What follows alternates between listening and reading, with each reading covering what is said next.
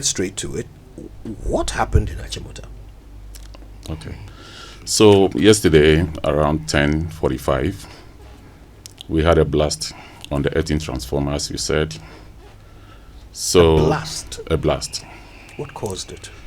So per our investigation that we have done so far, we've identified that we had a termination failure on the feeder emanating from Achimota to Jimpa substation. And we also had a lightning arrestor, a shattered lightning arrestor on one of our transformers at Kwabenya. What is that? What is a lightning arrestor? So it's a device just to arrest a surge from any thunder strike. Right. Yeah. So in case of any thunder strike, it doesn't damage the equipment. Mm-hmm. So we noticed that device got shattered alongside the termination failures. What shattered it? So there are so many things that can contribute to that. Yesterday, for example, there wasn't any lightning. However, we had the challenge. So can lightning shatter a lightning arrestor? Yes, it can. It can, depending on the voltage levels. Right. So if the voltage is beyond the rating of the lightning arrestor, it can cause it to shatter. And so by so doing, it triggers the device to trip so that there will be no power to the device that it is protecting. But that's not what happened. That is not what happened. So the fault traveled from Kwabenya to Jimpa down to Achimota, and then causing damage to the 18th reactance or the transformer. So we call in the fire service. They responded promptly to the call, and they were able to bring the fire under control. Because the place is not safe at the time they came in, we needed to shut down the entire station to enable fire service to do their work. That was done. So we call in our technicians to carry out some assessment of the situation and then find a way to replace the damaged equipment. Whilst we are working on the damaged equipment, we were looking at how best to serve the customers, because they are our priority. Is to ensure that every customer is on supply for 24 hours. So luckily for us, as at 1:30 p.m. yesterday, we've been able to transfer all affected customers onto the adjoining stations. So we took our time to replace the damaged equipment. By 8:30 p.m., the damaged equipment was replaced. All switchings that were done to transfer the customers were reversed back to normalcy. And as we speak now, Achimota is safe. All customers that are supposed to be taking supply from Achimota are taking supply from Achimota. So the situation is under control. This morning we'll carry out with another investigation just to analyze what we've identified yesterday. So everything is under control this morning. That's a relief. Did it cost a lot to replace all of that equipment? Luckily for us, we had one available at the station. So that's made the work very fast for us. So this morning we are bringing additional two just to be on standby in case of anything of the sort. We'll be able to work without any delay. Is everybody back to normal? Has power been restored to every customer, or do you still have some outstanding? Every customer who is supposed to be taking supply from Achimota's bulk supply points is on supply this morning. If anybody is off from that enclave, the person just to call to notify us. We will take action on it. You know, the weather has obviously changed recently. We had a lot of rain fall, and one of the most common text messages I've received since I mentioned that ECG would be in the studio is, ask them why my lights always go off when it rains. Somebody even put it quite interestingly. He said, is 2025. Why do lights still go off whenever it rains? Right. So what's the reason for that? Okay, so there are so many reasons. You agree with me that we build our network to withstand the rainstorm, and we know our environment that we live. There are so many things happening in the system where people are tampering with our installations, vandalizing our pylons, vehicle running into our poles, and few other things happening in our network. We are always trying to ensure that our network is very stable to supply customers 24 hours. However, we are still developing, and a lot of things are being done to improve on these intermittent power outages anytime it rains. The network is such that in the developing areas like in Sawam, Joma, Chado, these are developing. The areas are developing very, very fast, and our network we are constructing is actually not meeting demands. And you know, the illegal connections in town, they go to do things without ECG approval, creating a lot of problems for us. We are on the ground anyway. So to improve on this, the rain actually is giving us information as to which areas we should be looking at in mending these faults by improving on our jumpers, weak jumpers, improving on the devices that are protecting these equipments. So a lot of things are being done to improve power supply to those localities. We just want to plead with them that a lot of work is being done to improve power supply to all those communities. So to explain to the understanding of a layman, what effect does the rain have on the transmission setup, which can cause it to go off? Okay. So like I said, the wind can cause the line to crash. So when the line crashes, we expect that our devices should operate. So as soon as that happens, the control room will see the tripping.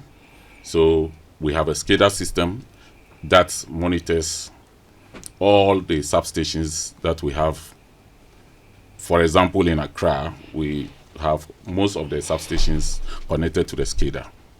So we try to give a tri-switching. So those that are transient, like the fault is just happens and then it vanishes, then those ones will come on immediately after the tri-switching. Those that are permanent, so like the broken conductor, broken jumpers, 40 underground cables, we need to take our time, identify the fault. So it means that you need to patrol or make more or less walk on the line to see where exactly the fault is, to be able to identify the fault and mend it. So that takes a little time. But those that are transient, they come on immediately that we give the tri-switching. What should a customer do if their lights go off during a rainstorm? So they should just give us a call on the 0302 611 611. We'll attend to them, or by using our social media handles, and we'll get to them and resolve their issues. Yeah.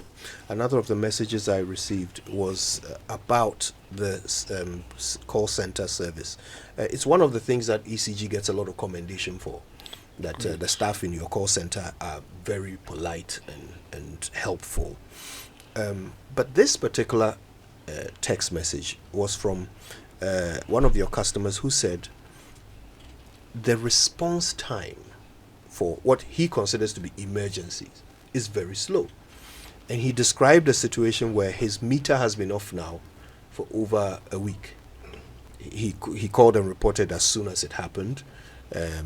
After several days of not getting any response, he finally called again and was told that he had to personally go to one of your offices. So he did that, personally went to one of your offices, and some engineer is supposed to be assigned to him, but it's been several more days since then, and still his meter is not working. To him, this is an emergency. He has no electricity. His meter is not working. But no one has attended to it. And so he's wondering, why is the response time so slow to such situations? This is very unfortunate. We may need to investigate to find out why. We should have responded by now. I do not know why up to now we've not been able to respond, but we'll be glad to take his contact. We'll call him and find out what exactly happened, and then we'll take it up from there. It is not supposed to happen that way at all. Everybody deserves to be on supply at any point in time. When there's a challenge, you are supposed to move in and rectify it within the shortest possible time. But for this number of days, it's unacceptable. And I think that we'll investigate it and get to the bottom of it. I know that you put in some interim arrangements for some people who are having issues with their meters so that they could be on some sort of fixed rate from 1 month to the next while this problem is resolved. I went to one of your offices with a friend of mine, myself, on Friday, and she wanted to just go and pay her bill. She's been trying to pay this bill for 3 months now. Every month they give her a fixed rate because they are working on the meter. She went in to just pay. She was told there's a problem with the system. First of all, she can only pay in cash. Why, I don't know. She can't pay via Momo, she can't pay via ATM card or any of the other methods by which every other business can take payment from customers. ECG says she can only pay cash. And when she goes in to pay the cash, she's told that the system is down. And she's been told that for 3 months now. So her bill is accumulating. She's worried that if she holds on to this money, she'll spend it. But ECG can't take it from her. What is going on? What's the problem there? And why should a customer struggle so much to pay a bill to a company that already struggles to make collections? I am a bit surprised because we've gone cashless, so there's no way we'll ask you to pay cash. Oh, really? ECG is gone cashless. I can tell you, this is the office along the road to Legon. When you are coming from Shiashi to Legon, on your left, there is an office there. The Legon office. I went there myself with this customer. She's been going there for 3 months, and each time they tell her system is down, so she can't pay. Wow. Yeah. It's a bit of a surprise to me. We need to find out. I'll give you the details. Yeah, we'll be glad to get the details and then find out, because we don't take cash. Okay.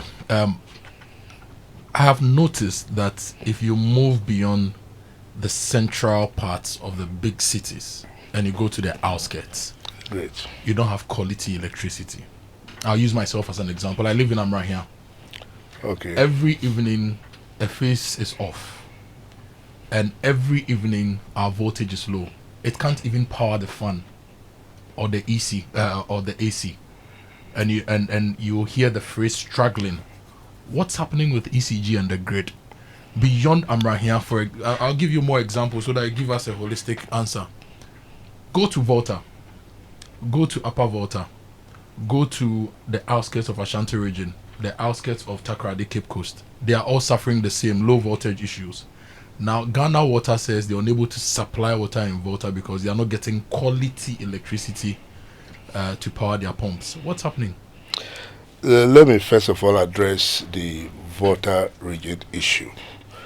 Yes, earlier on we had some challenges with the voltage so far as Volta region was concerned. And we had to partner with our sister company, Gridco. The voltage was quite low, so we needed Gridco to come in. They came in, and then they boosted the voltage for us. As we speak, I think it's about more than a week now. The voltage has been quite stable in Volta region. Is it the So- whole Volta region or part of Volta? Because I just returned from Volta, and the whole Hoegolokwati area, I got complaints like that. And even this morning, somebody has sent us a message that their voltage has not been stable. So is it to Volta, which is South Volta, or Northern Volta, is also getting the same quality of Well, service? it is possible that somebody may have low voltage. I think that this should be a localized issue. But so far as Volta in its entirety is concerned, we've been able to improve upon the voltages. Because when that was done by our sister company, Gitco, we went around to check at all our various substations. We saw that the voltages now are within the acceptable limits that is required of us. But if somebody is complaining, we need to go deep down to find out whether it's a localized issue, and then we deal with it.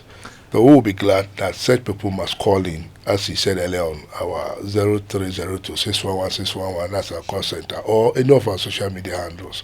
Then we can zoom into that locality and find out what exactly the challenge is. But so far as we are concerned, generally we've been able to improve on the voltage levels in the Volta region.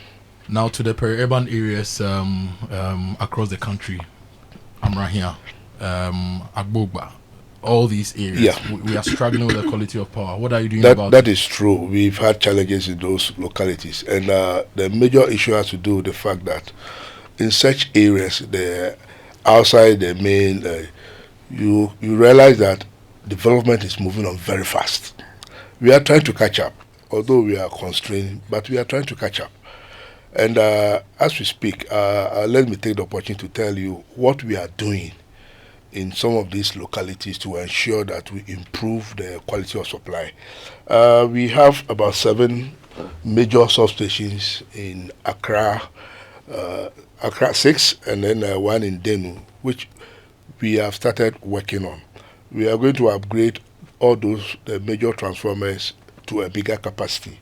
The places are Lashibi, La, Adenta, Teshinungwa, Bachona, Rich, and then Denu. In addition to that, we plan to put up what we call a mobile substation at Chado. As we speak, just is done. We were able to move the transformer to the location. And now it is our hope that within the next 6 weeks, maximum 6 weeks, we'll be able to connect the mobile transformer to the system to improve the quality of supply in that area. You know, because the development has been going on very fast in those localities, most of our networks get loaded very quickly. And these are some of the things we are doing to reduce the loading on the existing network. I remember you earlier on asked a question on this when the rain set in. Mm-hmm. When the networks are heavily loaded, more current is passing through. And once you have more load passing through, you have the line swinging a little because heavily loaded. So the slightest it will take it off. So these are some of the interventions we are doing to reduce the loading on those lines so that it comes to their normal acceptable limits. In the event that there's any small challenge, at least those lines can stay on. So we are starting with the Chadowa with a mobile substation because a permanent substation takes a longer time to build. So we will first of all move with a mobile one to solve the problem temporarily. Then later, when we are done with the permanent substation, then we can remove the mobile one and take to another place that we have some of these challenges. So something is being done this year, and I hope that by August, most of these places will be improved. So by August, our low voltage issues will be solved? Yeah, to a far extent. Like unless 90%. they are localized one, which that one, it takes just a short time to resolve. Okay. But the major ones, we are working on them. Are you able to measure the electricity you serve to certain areas? For example, in Amrahia, if you have, say, a feeder or a substation serving Amrahia, okay, and I'm using Amrahia because I live there. Great. Are you able to measure the bulk electricity that serves that area to enable you determine the growth of consumption to help you improve your grade in the place? Definitely, yes. At our substations, we're able to measure everything that goes out. So that is also helps us in deciding which areas to tackle first when it comes to development. Because as I said earlier on, we are constrained so far as cash is concerned. So we need to be very strategic in carrying out our developmental works. So areas that we realize that the loads are growing very fast, we quickly move into to remedy that situation. So you have bulk meters at these substations and feeder points? Yes, please. So in this regard too, you are able to determine how much revenue you are getting from certain locations to help you with your commercial losses related matters? Yeah, definitely we are able to determine how much revenue we get from such places. Okay, so how is it that we still have commercial losses and technical losses which are factored into the bills that those of us who pay electricity to you because we've done the right thing by getting meters have to take care of, and you are unable to deal with the general issue and keep your power prices at a better rate for us? Yeah, we have an ongoing project which we call distribution transformer metering. When we are able to do that, we'll be able to zone in into the locality where we are having high losses. But currently that project is not fully completed. We will know that this large area there is kind of some illegality or whatever it is. But we need to zone in further to know the exact location. So when we are done with this DT metering, it will help us to know how much we are saving, how much we are getting from this small locality. Then we can zoom in to grab where the high losses are coming from. So currently you are able to tell when some illegal connections are made to a local, supply point. So if someone illegally connects, for example, you talked about Chadu, growing fast. Someone comes to build, and then they come and hook up to your grid. You can tell when that happens. It will be difficult for us to know until, as we speak, what we do that we have a team in the various districts that go around to monitor. In fact, those on prepaid meters that are smart, we have a system whereby we will know that, these people, this number of customers have not purchased power for quite some time. It does not necessarily mean that they've done illegality, but it is a caution for us to go and visit those places and check. It's possible that person has traveled. That's why he's no longer purchasing. It's also possible that there's some illegality there. We have a way of checking. Once we are there, we will know whether you've carried out any illegality or not. But of course, as we move along, we need to bring in more technology so that we can zoom on those customers very fast. Currently, we are trying to use both. The technology is not fully advanced so far as the installations we are doing is concerned. So we put people on the ground to monitor such customers to be sure that none of them is involved in illegality. Once you are caught, we'll give you the appropriate penalties to pay. Okay. Now, is ECG getting enough power from power producers, enough power transmitted from Gridco to you to serve your customers? For now, I'll say yes. If you have a challenge, whatever we get from Gridco is what we supply. But as I speak to you now, we have enough. So the national grid is producing enough power for you to use to serve your customers? Yeah. How many megawatts on average do we distribute in a day, for example, to your customers? In a day? ECG 2,500 megawatts. 2,500. And you get that consistently from the national grid? Yes. Okay. So if we have any issues, we must treat them as local faults but not generation related issues? Is that what you're saying? It will depend. You see, these are all machines that are used to produce the power. When there's a challenge, upstream or downstream, it's still a challenge, and that we need to find a way to. If there's a challenge upstream, naturally it may affect the quantum of power being given to ECG. While there's a challenge, it needs to be looked at quickly and resolved. But if there's no challenge, then we are good to go. Okay. If you just joined us, we've been talking to engineers Achacha and Akinye, and they've been telling us all about the latest situation with ECG. Just before we wrap up and go, have the port authorities given us an update on our containers? Do we know what's going on? I don't. I wouldn't want to say something which I'll be wrong. I don't have any update as we speak now. All right. Well, we're so grateful that you made time to join us in the studio. Engineers Francis Achacha and Emmanuel Tete Akinye. Engineer Achacha, of course, General Manager for Sub-Transmission, and Engineer Akinye is Director of Operations. We're so grateful to you. Kojo, Thank you. so we need to bring them back in August because they've made a promise that all these low voltage issues by August will go. Yes. And because we started paying 14.7% more in tariffs from 2 or 3 days ago, we'll monitor, and in August we'll bring them back to really assess the performance of ECG if we are getting quality service. All right. Well, that's a date. Yeah. That's great. Thank you. Until then, thank you so much. Thank you. Thank too.